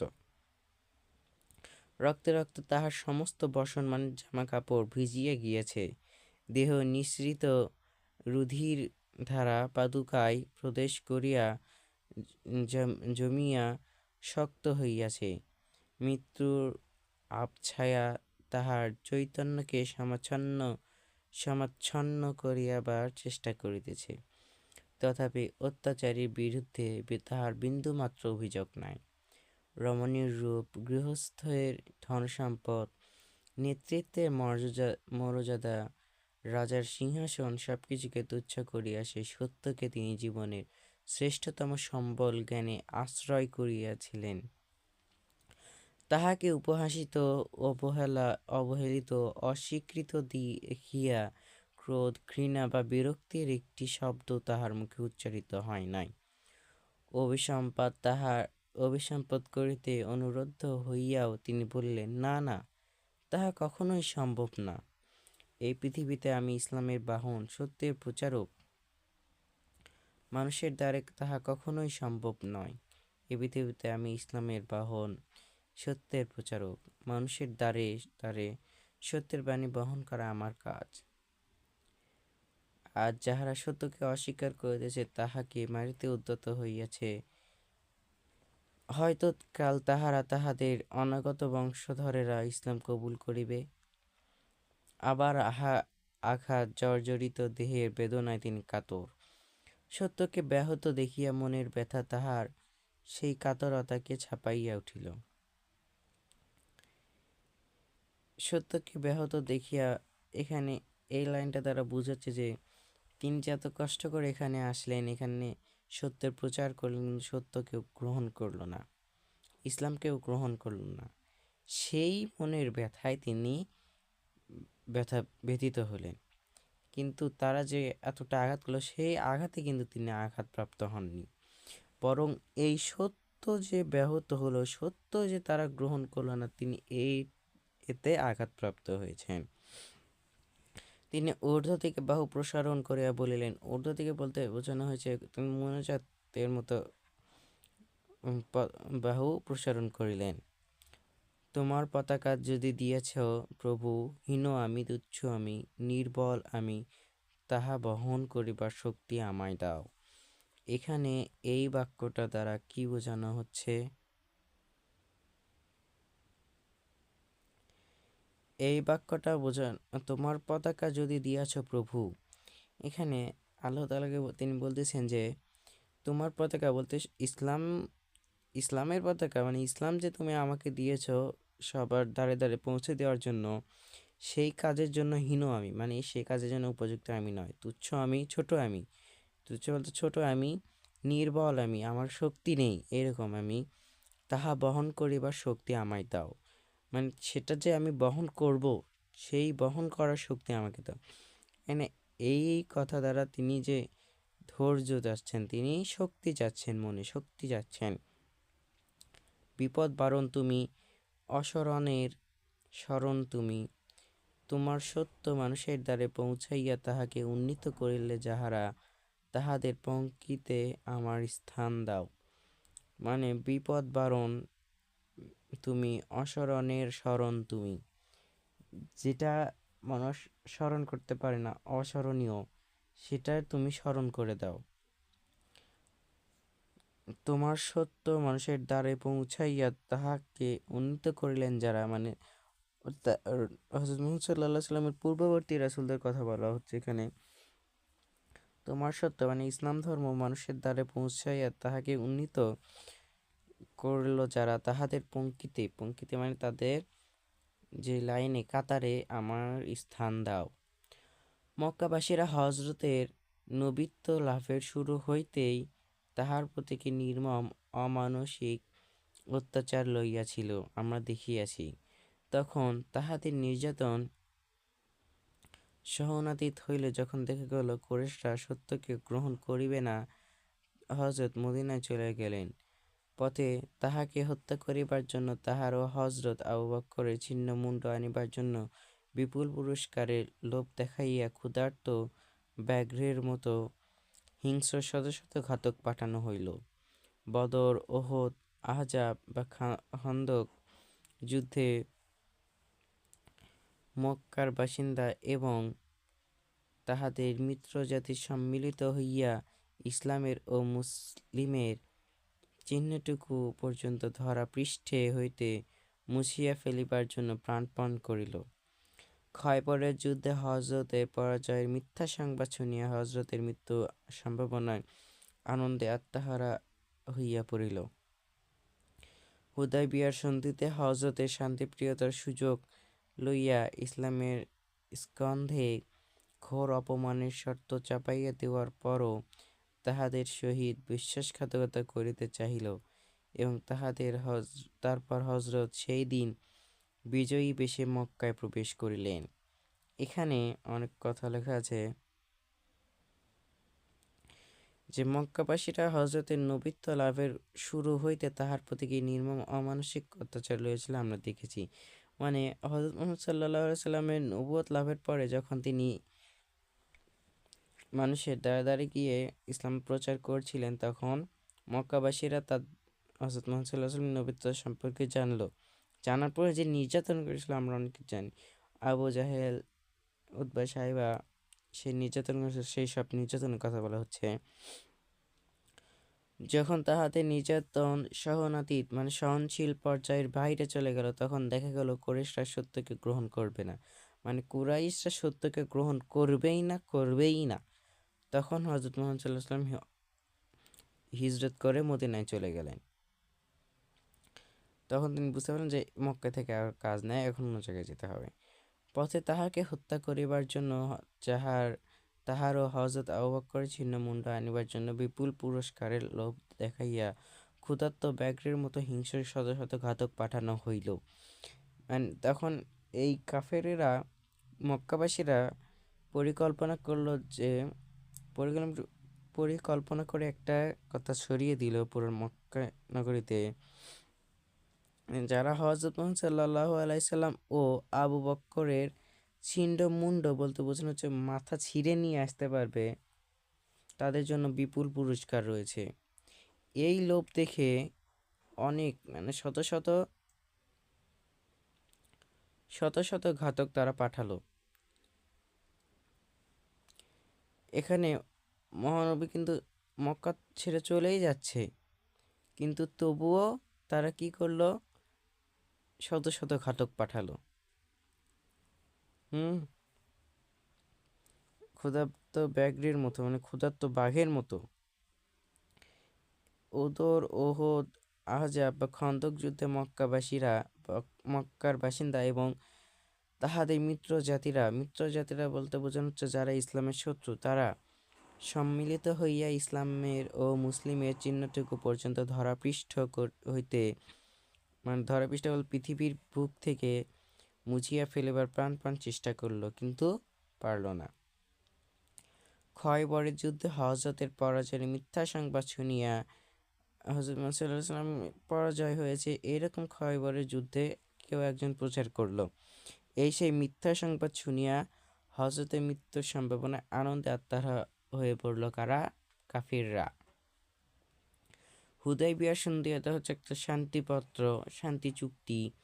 হযরতের শান্তিপ্রিয়তার সুযোগ লইয়া মুসলিমের স্কন্ধে মানে হচ্ছে মনে ঘোর অপমানের শর্ত চাপাইয়া দেওয়ার পরও তাহাদের সহিত বিশ্বাসঘাতকতা করিতে চাহিল, এবং তারপর হযরতের সেই দিন যেই দিন বিজয়ী বেশে মক্কায় প্রবেশ করিলেন, মানে এটা মক্কা বিজয়ের পরে হযরত মুহাম্মদ সাল্লাল্লাহু আলাইহি ওয়াসাল্লাম যখন মক্কা বিজয় করলেন তখন বিজয়ী বেশে মক্কায় প্রবেশ করলেন।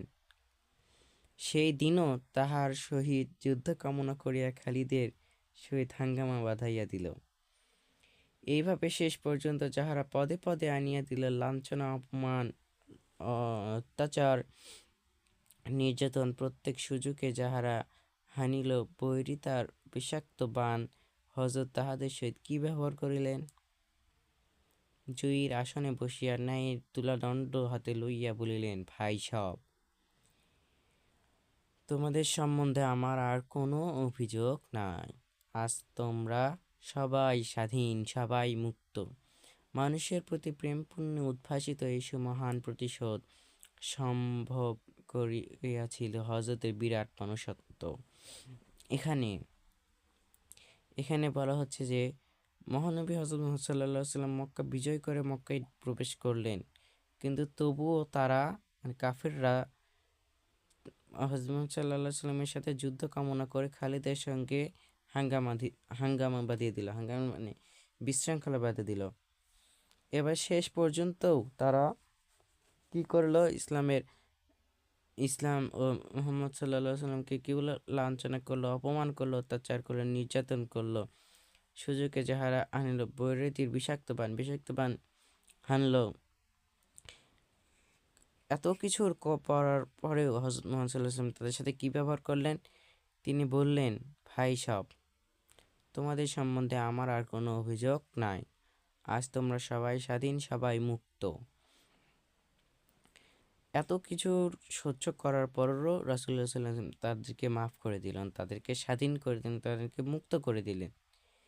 তিনি চাইলে কিন্তু বলতে পারলেন, সবাই, আমি মক্কা বিজয় করছি, আমার কথাই তোমাদের শুনতে হবে, তোমরা আমার হয়ে চলবে, আমি যা বলবো তাই। আমি দাঁড়াতে বললে দাঁড়াবা, বসতে বললে বসা। সবাইকে ইসলাম ধর্ম গ্রহণ করতে হবে, এইরকম করে তিনি কিন্তু কারো ওপর চাপে দেয়নি। তিনি বললেন কি, ভাই সব, মানে তোমরা সবাই আমার ভাই, তোমাদের প্রতি আমার কোনো আর অভিযোগ নেই। মানে তুমি যে আমার সাথে এত কিছু করেছো তা সে সম্বন্ধে আমার আর কোনো অভিযোগ নেই। আজ তোমরা সবাই স্বাধীন, আমি সবাইকে মুক্ত করে দিলাম, সবাই তোমরা এখন থেকে মুক্ত। মানুষের প্রতি প্রেম পুণ্যে মানুষের প্রতি যে তিনি এত ভালোবাসে উদ্ভাসিত হয়ে, এই এত ভালোবেসে যে সুমহান প্রতিশোধ, এখানে এই সুমহান প্রতিশোধ প্রশ্ন আছে। এখানে এই সুমহান প্রতিশোধ বলতে কি বোঝানো হয়েছে? সুমহান প্রতিশোধ সম্ভব করেছিল হযরতের বিরাট মনুষ্যত্ব। তিনি যে এত বিরাট এত ভালো যে একটা মানুষত্বের মানুষ ছিলেন, সেই জন্য তিনি সুমহান প্রতিশোধ নিয়েছিলেন। এই সুমহান প্রতিশোধ বলতে কি বোঝানো হচ্ছে, আমি আগেই বলছি সু মানে হচ্ছে ভালো, তাহলে ভালো প্রতিশোধ, প্রতিশোধ আবার কি ভালো হয়, কিন্তু এখানে সুমহান প্রতিশোধ ব্যবহৃত হয়েছে। সু আবার মহান, একে তো ভালো আবার মহান, সেরকম কোনো প্রতিশোধ আছে? প্রতিশোধ মানে প্রতিশোধ, মারের পরিবর্তে ম্যার, কিন্তু এখানে এই প্রতিশোধটা কেমন, যে এই যে এখানে আছে, বুঝে নাও তোমরা, এই যে লাঞ্ছনা, অপমান, নির্যাতন, অত্যাচার করলো, বিষাক্ত বান দিল, এই কাফিরেরা যে মহানবী হজরত মোহাম্মদ সাল্লাল্লাহু আলাইহি সাল্লামকে এত কষ্ট দিল, কিন্তু তবুও তিনি কারোর সাথে কোনো খারাপ আচরণ না করে, খারাপভাবে না দেখে তিনি কি করলেন, সবাইকে মাফ করে দিলেন, স্বাধীন করে দিলেন, সবাইকে মুক্ত করে দিলেন। এটাইকে বলা হচ্ছে সুমহান প্রতিশোধ। মানে তিনি প্রতিশোধ না নিয়ে সবাইকে ভাই হিসেবে গ্রহণ করে স্বাধীন করে দিলেন, এটাইকে এখানে বলা হচ্ছে সুমহান প্রতিশোধ। তারপরে কি, শুধু প্রেম করুণাই নয়, মানুষ হিসেবে আপনার তুচ্ছবোধ, আপনার ক্ষুদ্রতার অনুভূতি, তাহার মহিমা গৌরবকে মুহূর্তের জন্যও ছাপাইয়া উঠিতে পারে না। মক্কা বিজয়ের পর হজরত সাফা পর্বতের হজরত মুহাম্মদ সাল্লাল্লাহু আলাইহি সাল্লাম সাফা পর্বতের পাশে বসিয়া সত্যান্বেষী মানুষকে দীক্ষা দান করিতেছেন। এমন সময় একটি লোক তাহার কাছে আসিয়া ভয়ে কাঁপিতে লাগিল। হজরত শীতমুখে তাহাকে বলিলেন, কেন তুমি ভয় পাইতেছ? ভয়ের কিছু নাই এখানে, ভয়ের কিছুই এখানে নাই। আমি রাজা নই, সম্রাট নই, মানুষের প্রভু নই। আমি এমন এক নারীর সন্তান, সাধারণ শুষ্ক মাংসই ছিল যাহার নিত্যকার আহার্য। তিনি তাকে, হযরত মুহাম্মদ সাল্লাল্লাহু আলাইহি ওয়াসাল্লাম সেই মানুষকে ভয়মুক্ত থাকার কথা বলতেছে।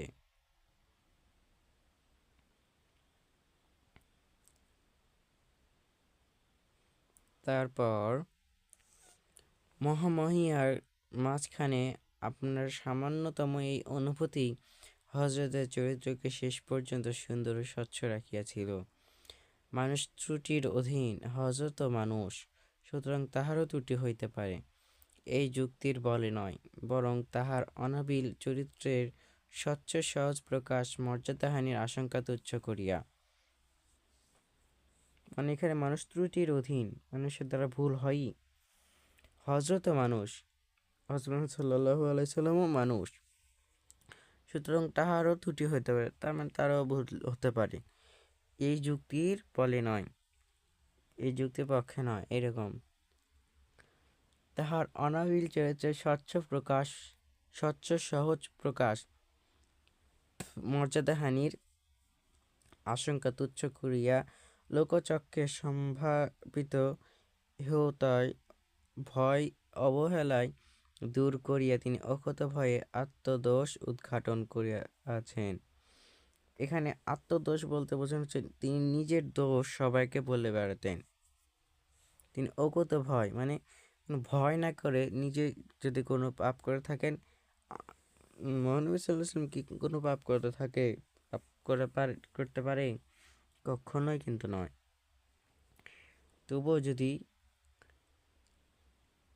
মনে হয় যে তিনি দোষ করেছেন, সেই দোষটা তিনি উদ্ঘাটন করেছেন, মানে সবাইকে বলতেন যে আমি এটা করেছি।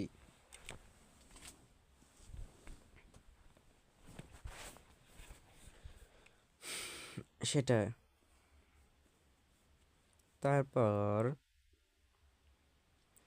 একদিন তিনি মক্কার সম্ভ্রান্ত লোকদের কাছে সত্য প্রচারের ব্রতী মজলিসের এক প্রান্তে বসিয়া একটি অন্ধ, সম্ভবত সে হযরতের দু একটি কথা শুনিতে পায় নাই, বক্তৃতার মাঝখানে একটি প্রশ্ন করে সে হযরতকে থামাইল। বাধা পাইয়া হযরতের মুখে ঈষৎ বিরক্তির আভাস ফুটিয়া উঠিল। তাহার ললাট সামান্য কুঞ্চিত হইল। ব্যাপারটি এমন কিছুই গুরুতর নয়। বক্তৃতায় বাধা হইলে বিরক্তি অতি স্বাভাবিক। আবার দুঃখী দুর্বল লোকদেরও হযরত বড় আদর করিতেন, কাহারও ইহা অজ্ঞাত নয়। সুতরাং তিনি অন্ধকে ঘৃণা করিয়াছেন, কাঙাল বলিয়া তাহাকে হেলা করিয়াছেন, এ কথা কাহারও মনে আসে নাই। কিন্তু তাহার এই তুচ্ছতম ত্রুটি প্রতি ইঙ্গিত আসিল কোরআনে একটি বাণীতে। তিনি বিনা দ্বিধায় বিনা সংকোচে তাহা সকলের কাছে প্রচার করিলেন। মানে তিনি একদিন খুতবা দিচ্ছেন, সত্য প্রচারে ব্রতী, একদিন একটা মজলিসে আছেন, সে মজলিসে তিনি বক্তৃতা দিচ্ছেন। সেই মজলিসে উপস্থিত আছে একটা অন্ধ। এখন হয়েছে কি, এই অন্ধ কয়েকটা কথা শুনতে পায়নি। শুনতে না পেয়ে তিনি বক্তৃতার মাঝখানে একটা প্রশ্ন করলেন হযরত সাল্লাল্লাহু আলাইহি সাল্লামকে। প্রশ্ন করে তিনি হযরত সাল্লাল্লাহু আলাইহি সাল্লামকে বক্তৃতার মাঝখানে থামিয়ে দিলেন। এখন কেউ তুমি মনে করো কথা বলতেছে, কথা বলতে বলতে হঠাৎ একজন কেউ থামিয়ে দিল যে তুমি থামো, আগে আমি বলি। এইরকম হলে কিন্তু তোমার একটুখানি বিরক্ত হয়। এরকম স্বাভাবিকভাবেই তিনিও বিরক্ত হলেন।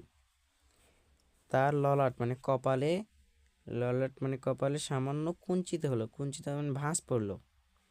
ব্যাপারটা এমন কিছুই কিন্তু খুবই স্বাভাবিক একটা বিষয়। আবার তিনি যে দুর্বল মানুষদের আদর করতেন সেটাও সবারই জানত। এই দুই বিষয়কে মানে বক্তৃতায় বাধা হইলে বিরক্তি অতি স্বাভাবিক, এবং দুঃখী দুর্বল লোকদের হযরত মুহাম্মদ সাল্লাল্লাহু আলাইহি সাল্লাম বড় আদর করতেন। এই দুই বিষয় নিয়ে আর আশেপাশে যে সাহাবীগণ ছিলেন তারা কোনো কিছুই মনে করল না, তাদের মনে তেমন খারাপ কোনো কথাই আসলো না।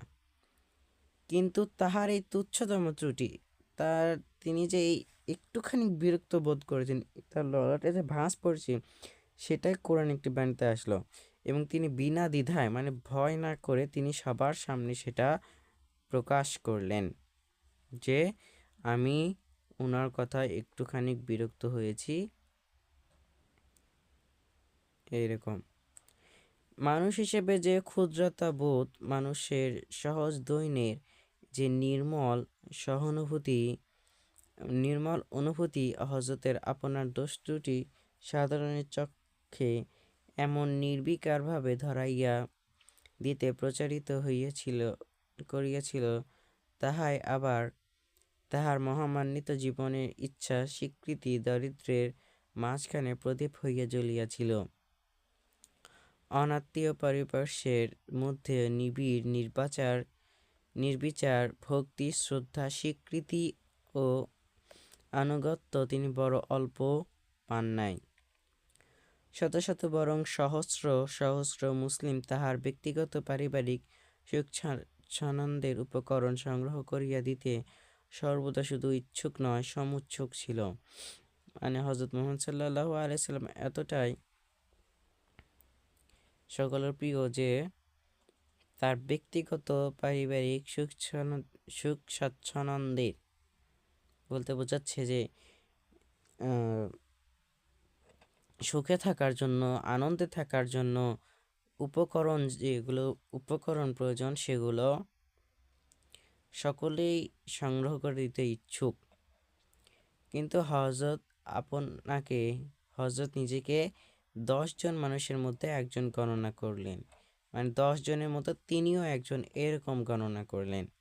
সকলের সঙ্গী সহচর বলতে বোঝাচ্ছে বন্ধু রূপে, ভাই রূপে, সহোদর ভাইয়ের মতাদর্শ প্রয়াসী নেতার কর্তব্য পালন করিলেন। সত্যের জন্য অত্যাচার নির্যাতন সহিলেন। দুঃখে শোকে অশ্রুনীরে তিতিয়া আল্লাহর নামে সান্ত্বনা মানিলেন। দেশের রাজা মানুষের মনের রাজা হইয়া স্বেচ্ছায় দারিদ্র্যের কটক মুকুট মাথায় পড়লেন। কটক মুকুট বলতে দরিদ্রের মতো তিনিও দরিদ্র হলেন। তাই তাহার গৃহে সকল সময় অন্ন জুটিত না। নিশার অন্ধকারে প্রদীপ জ্বালিবার জন্য তৈলটুকুও সময় সময় মিলিত না। তিনি নিঃস্ব কাঙালের বেশে মহানবী মৃত্যু রহস্যের দেশে চলিয়া গেলেন। স্বামীর মহাপ্রয়াসে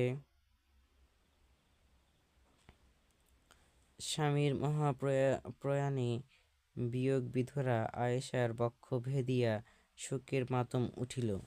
মানুষের মঙ্গল সাধনা যিনি অতন্দ্র অতন্দ্র বলতে ঘুমহীন রজনী রাত যাপন করিলেন, সে সত্যাশ্রয়ী চলিয়া গেলেন। সত্যাশ্রয়ী বলতে সত্যকে আশ্রয় দেয়, তিনি চলে গেলেন।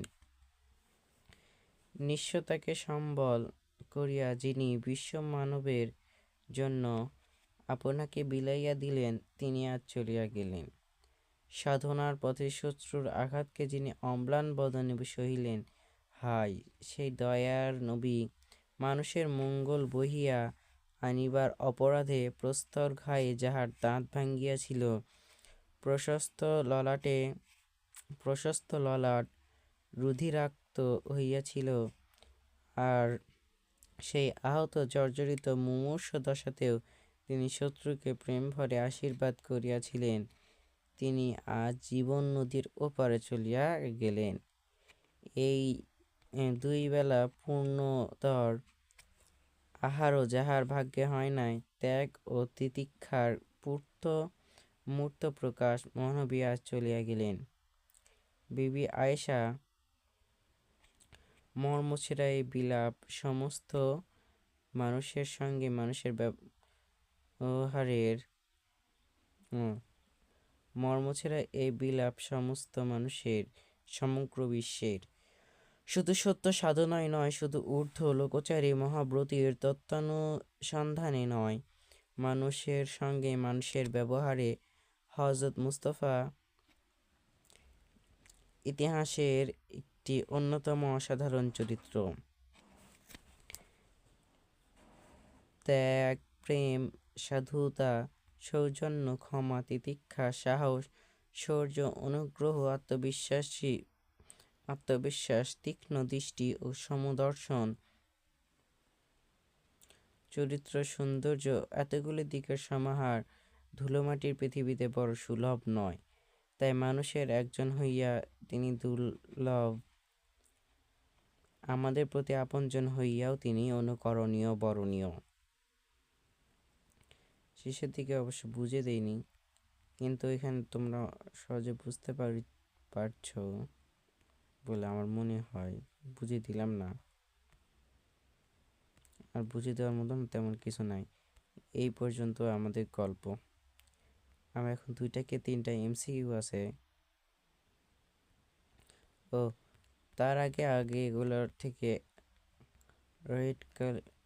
রেটিং দিয়ে মার্ক করে দিই কোয়েশ্চেনগুলো।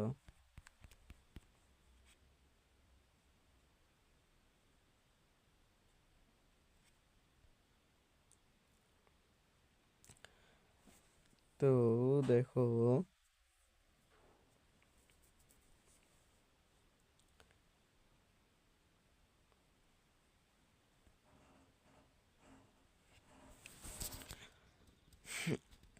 হযরত ওমর রাদিয়াল্লাহু আনহু কেমন তরবারি নিয়েছিলেন? উলঙ্গ তরবারি কার হাতে ছিল? হযরতের মৃত্যুশয্যার পাশে কে ছিল শেষ পর্যন্ত?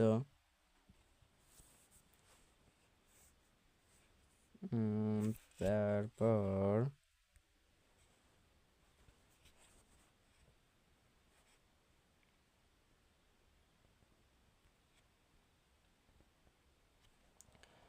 কার দিকে সকলের মহাযাত্রা? আর এইদিকে আমি তোমাদেরই মতো একজন মানুষ মাত্র বলে কি বুঝো?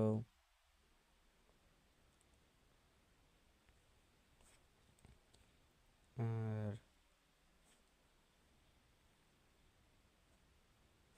মক্কার শ্রেষ্ঠ বংশ কি? মক্কার শ্রেষ্ঠ বংশ হচ্ছে কুরাইশ। এখানে গল্প অনুযায়ী কুরাইশ। জন্ম দুঃখিনী হয়ে কে জন্ম নিয়েছিল?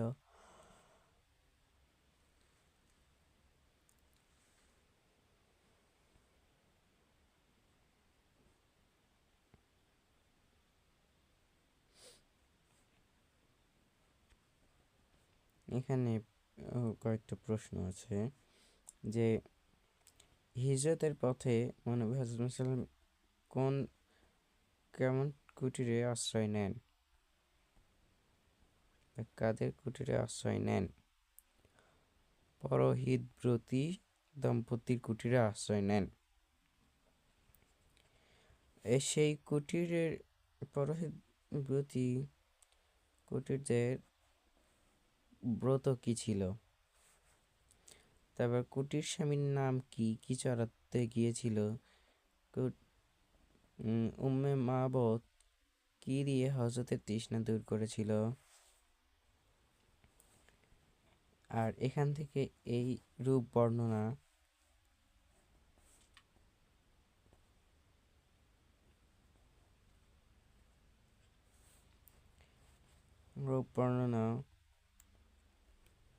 খুবই গুরুত্বপূর্ণ।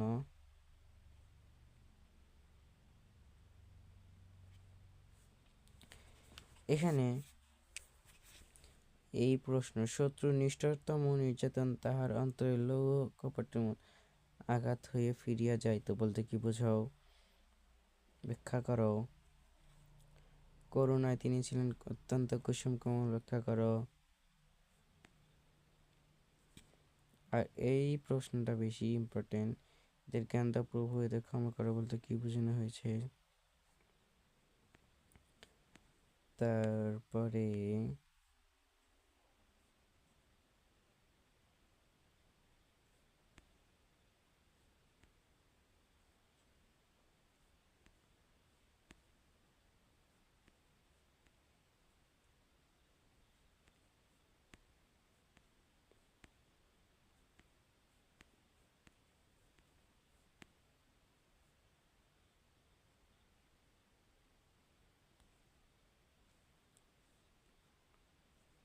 এখানে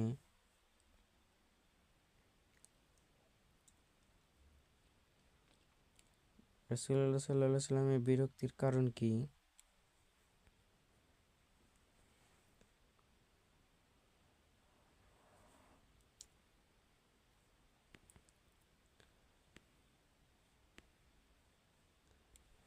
তারপর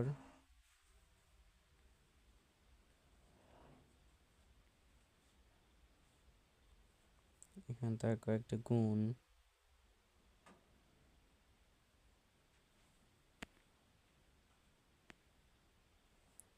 তো গল্প এই পর্যন্তই।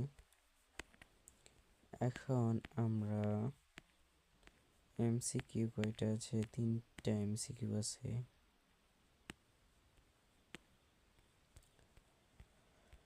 3টা এমসিকিউ একটুখানি দেখি এতক্ষণ ধরে কি পড়লাম। সত্য প্রতিষ্ঠার ক্ষেত্রে হযরত মুহাম্মদ সাল্লাল্লাহু আলাইহি ওয়াসাল্লাম কাদের কাছে উপহাসিত হয়েছিলেন? ইহুদি। এই পুরো গল্পে ইহুদিদের উল্লেখ নাই। খয়বর যুদ্ধ উল্লেখ আছে, কিন্তু খয়বরবাসী উল্লেখ নাই। হুদায়বিয়ার সন্ধি এটা হচ্ছে একটা চুক্তি, একটা সন্ধির নাম, কিন্তু হুদায়বিয়াবাসী তো নাই, তার মানে এটা সঠিক। হ্যাঁ, এখানে পৌত্তলিকদের উল্লেখ আছে। পৌত্তলিক মানে হচ্ছে অগ্নিপূজক। এদের গান দাও প্রভু। তাহলে এটার সঠিক কোনটা? 1 নম্বর সঠিক হলো পৌত্তলিকদের। এদের গান দাও প্রভু, এদের ক্ষমা করো। একটুতে হযরত মুহাম্মদ সাল্লাল্লাহু আলাইহি ওয়াসাল্লামের কোন গুণটি? এদের গান দাও প্রভু, ক্ষমা করো। ক্ষমা করতে হতো, সহনশীল, সহ্য করা হতো, কিন্তু দোয়া তো করা নয়, তেমন এটা নয়। উদারতা। আচ্ছা, মহানুভবতা মানে কি? মহান অনুভবতা মানে অনেক বড় মন, সেই হিসেবে মহানুভবতা হবে। আর মহানুভবতা আসলে তো উদারতা মানে উদার মন, বিচক্ষণতার অন্য একটা অর্থ। ও চারটা আছে, দেখো এটা বহুপদী। আমি রাজা নই, সম্রাট নই, মানুষের প্রভু নয়, আমি এমনই এক নারীর সন্তান, যাহার শুষ্ক মাংসই ছিল যাহার নিত্যদিন নিত্যকার আহার্য। বক্তব্যে হযরত মুহাম্মদ সাল্লাল্লাহু আলাইহি সাল্লাম এর চরিত্রে ফুটে ওঠা দিকটি হলো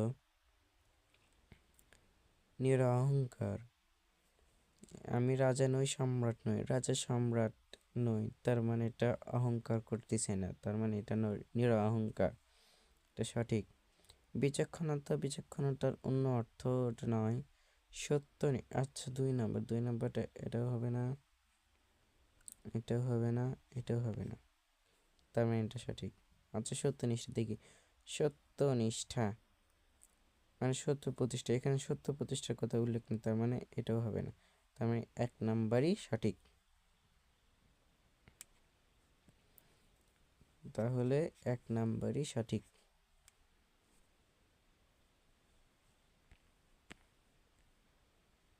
তারপর দেখি, অধ্যাপকের প্রতিফলিত বিশেষটির সঙ্গে সাদৃশ্য রয়েছে কোনটির? একটিমাত্র পিরান কাচিয়া শুকায়নি তাহা বলে, রৌদ্রে ধরিয়া বসিয়া আছে গো খলিফা আঙিলতরে।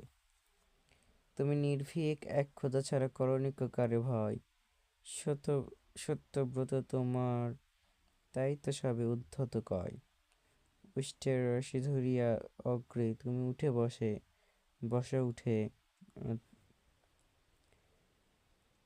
উষ্টের রশি ধরিয়া অগ্রে তুমি উঠে উঠে, তপ্ত বালিত চুলি যে চরণে রক্ত উঠেছে ফুটে।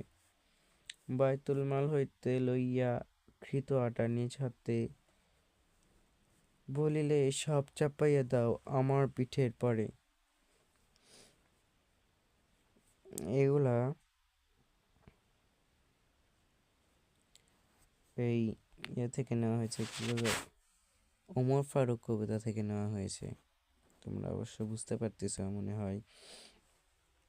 তো দেখো, বায়তুল মাল হইতে বায়তুল মাল হইতে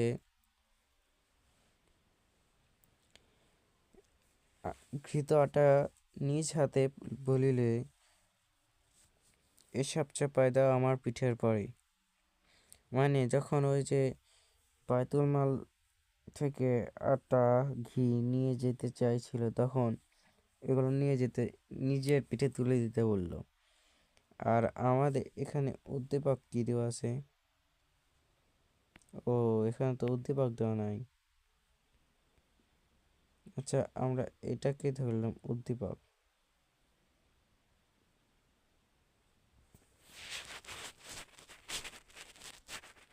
কারণ এখানে উদ্দীপক দেওয়া নাই, সেই হিসেবে আমাদেরকে এটা উদ্দীপক ধরতে হবে, না ধরলে। আচ্ছা দেখি, এই 3-এর এই কয়েক লাইন যদি উদ্দীপক ধরে আমরা করতে পারি।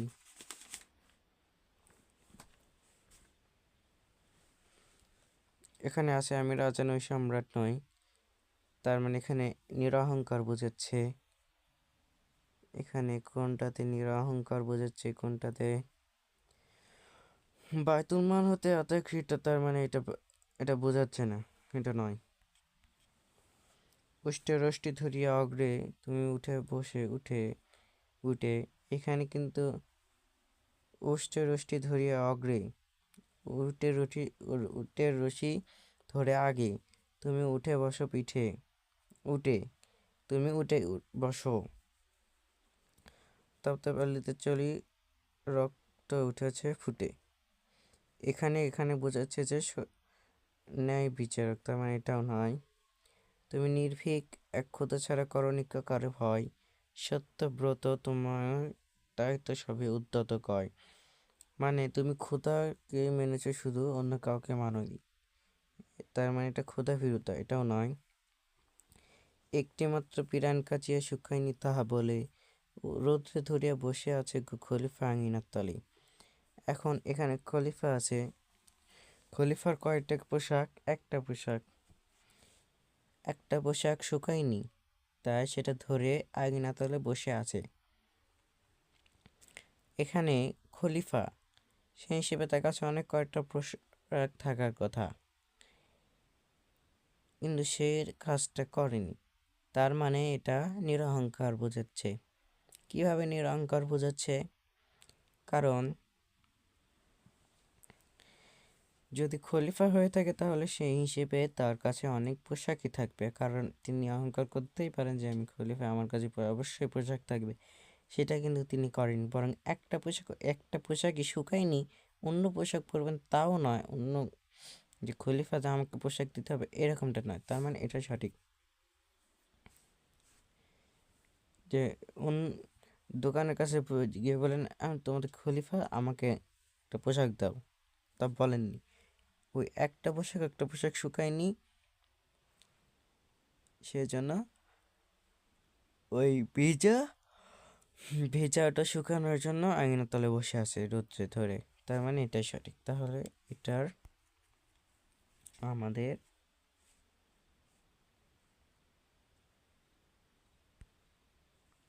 তাহলে এটা আমাদের এই 1 নাম্বারটা সঠিক। আশা করি বুঝতে কারো হয়নি সমস্যা হলেও আমার করার কিছু নাই। আর সৃজনশীল